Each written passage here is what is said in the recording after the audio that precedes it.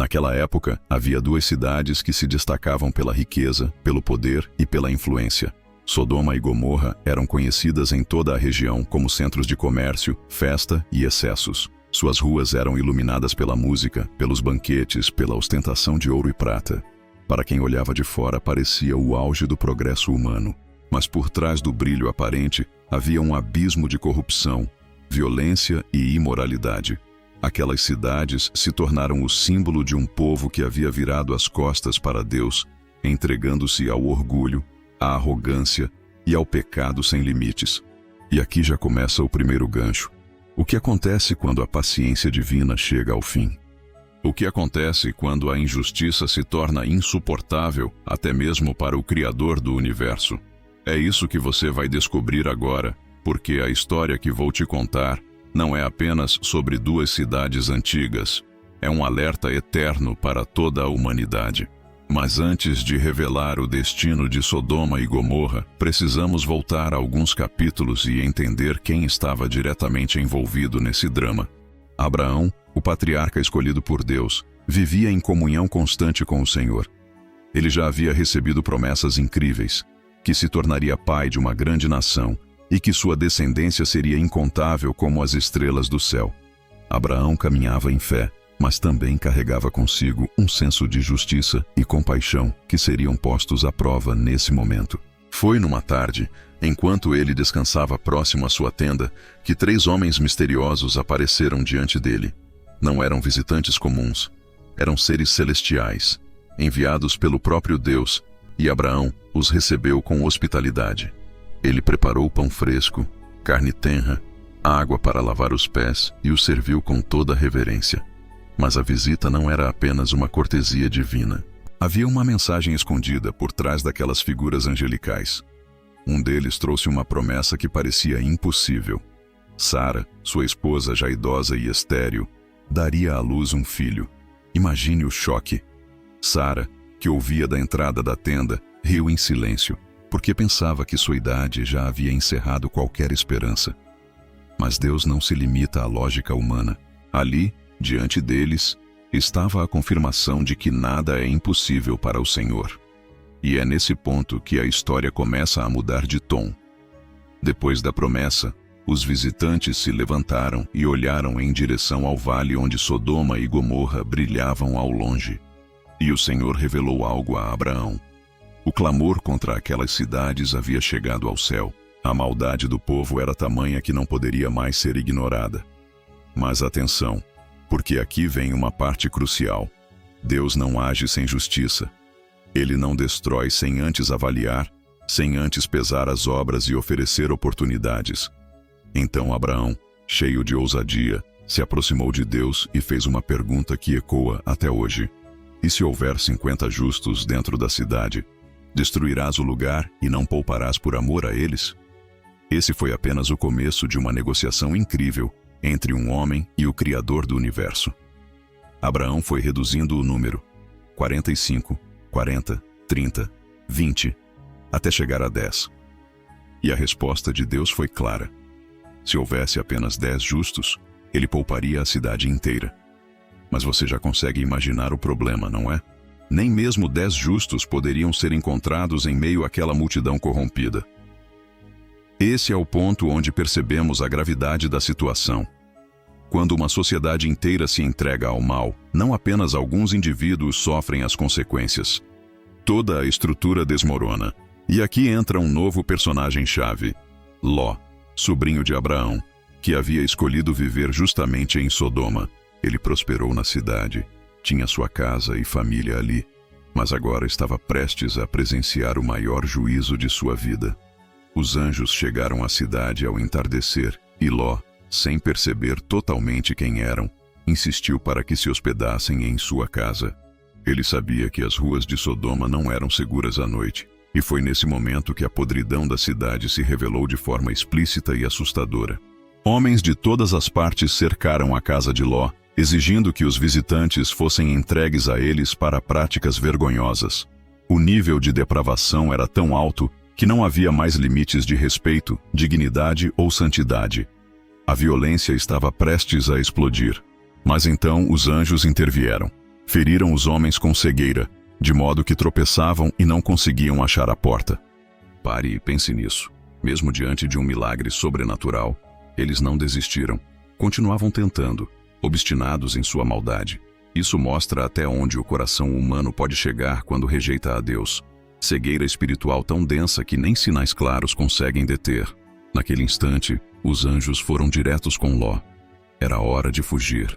A cidade estava condenada. O juízo seria inevitável. Eles ordenaram que Ló reunisse sua família e saísse imediatamente, sem olhar para trás. Mas aqui surge outro gancho impressionante. Nem todos acreditaram.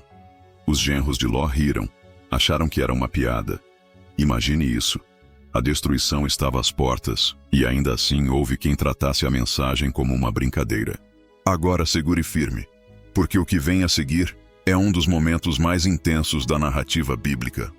Naquele momento crítico, a noite escura escondia uma tensão insuportável. Os anjos já haviam revelado a sentença. Sodoma e Gomorra estavam condenadas. Não havia volta. O pecado havia se multiplicado tanto que as cidades se tornaram irreversíveis, e o juízo estava decidido. Mas havia um problema. Ló hesitava. Ele não queria deixar para trás sua casa, suas posses, tudo o que havia construído ao longo dos anos. E aqui está um detalhe impressionante. Muitas vezes, apegos terrenos se tornam correntes que nos impedem de escapar da destruição. A Bíblia diz que os anjos precisaram literalmente segurar Ló pela mão, junto com sua esposa e suas 2 filhas, e os arrastar para fora da cidade, porque ele demorava a sair. Agora, imagine essa cena. A madrugada estava chegando ao fim, e a aurora mal começava a clarear o céu. As ruas estavam cheias de fumaça, vozes confusas ecoavam, e os céus se preparavam para se abrir em julgamento. O desespero era iminente, mas mesmo assim, o coração humano lutava entre obedecer à voz de Deus ou se apegar ao que ficaria para trás. E foi nesse instante que veio uma ordem clara. Fujam por suas vidas. Não olhem para trás e não parem em lugar nenhum do vale. Fujam para as montanhas, ou vocês também serão destruídos. Aqui, temos um dos ganchos mais fortes de toda essa narrativa, porque o mandamento de não olhar para trás não era apenas físico, era espiritual. Quem olha para trás revela onde está o coração. Revela se realmente está deixando o passado ou se ainda está preso a ele. Ló ainda tentou argumentar, dizendo que não conseguiria chegar até as montanhas. Pediu para se refugiar numa pequena cidade próxima chamada Zoar. E Deus, em sua misericórdia, permitiu. Então, Ló e sua família correram para fora do vale, enquanto atrás deles as cidades se preparavam para enfrentar algo jamais visto. E agora chegou o momento. O céu se abriu em fúria. Enxofre e fogo caíram dos céus como uma chuva incandescente. As ruas que antes estavam cheias de comércio, festas e riquezas, se transformaram em um inferno de chamas. O ouro derretia, os palácios desmoronavam, os gritos ecoavam no ar. Aquele que parecia ser o lugar de maior progresso humano foi reduzido a pó em questão de instantes. Mas aqui vem um detalhe que se tornou um dos maiores símbolos dessa história: a mulher de Ló. Em meio à fuga, ela fez exatamente o que havia sido proibido. Movida pela saudade, pela curiosidade ou pelo apego, ela olhou para trás. E no mesmo instante, foi transformada em uma estátua de sal. Esse acontecimento é tão marcante que séculos depois, Jesus usou esse episódio como um alerta aos seus discípulos. Lembrem-se da mulher de Ló. Lucas 17:32. Porque quem coloca os olhos no passado, corre o risco de perder o futuro que Deus preparou. Agora, pense nisso. Enquanto Sodoma ardia em chamas, Ló e suas filhas corriam pela vida. A destruição era tão intensa que a fumaça subia como uma fornalha gigante, visível a quilômetros de distância, e Abraão, de longe, observava. Ele subiu cedo naquela manhã, olhou para o vale e viu o que havia acontecido. As cidades estavam em ruínas, completamente consumidas, e o coração de Abraão provavelmente se encheu de pesar, lembrando de sua intercessão. Mas ao mesmo tempo, ele também testemunhava que o Senhor é justo e fiel em cumprir sua palavra. Essa história nos deixa com lições profundas. Primeira, Deus é paciente Mas sua justiça não falha. Ele sempre dá oportunidades, mas chega um ponto em que o julgamento é inevitável. Segunda, o apego ao que é corrupto pode custar caro. A mulher de Ló olhou para trás e perdeu a vida. Terceira, mesmo em meio ao juízo, Deus guarda os que lhe pertencem. Ló foi salvo, não porque era perfeito, mas por causa da aliança que Deus tinha com Abraão. Mas espere, porque isso não é tudo. A história de Sodoma e Gomorra ainda traz um alerta que ecoa até os nossos dias. A Bíblia diz que essas cidades se tornaram um exemplo do que acontece com os que vivem sem reverência a Deus.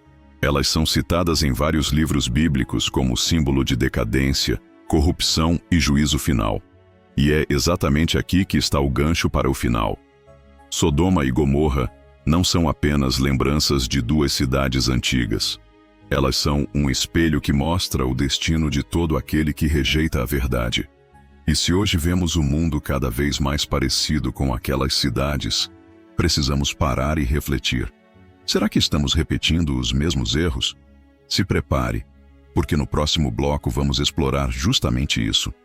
Como Sodoma e Gomorra se tornaram um marco profético para toda a humanidade e o que essa história tem a ensinar sobre o futuro da nossa geração. O fogo havia cessado, mas a fumaça subia como de uma fornalha. Onde antes existia vida, agora restava apenas silêncio. As riquezas, as festas, o orgulho e a soberba, tudo havia desaparecido em questão de instantes. Sodoma e Gomorra, símbolos de poder e decadência, agora se tornavam um memorial eterno de juízo. A história não foi registrada apenas como lembrança, mas como alerta. O apóstolo Pedro escreve em sua segunda carta, capítulo 2, versículo 6, que Deus, reduzindo Sodoma e Gomorra a cinzas, as condenou à destruição, colocando-as como exemplo para os que vivessem impiamente. Não se trata apenas de um registro do passado, é uma mensagem que ecoa até hoje. Quantas civilizações, quantos impérios não seguiram o mesmo caminho?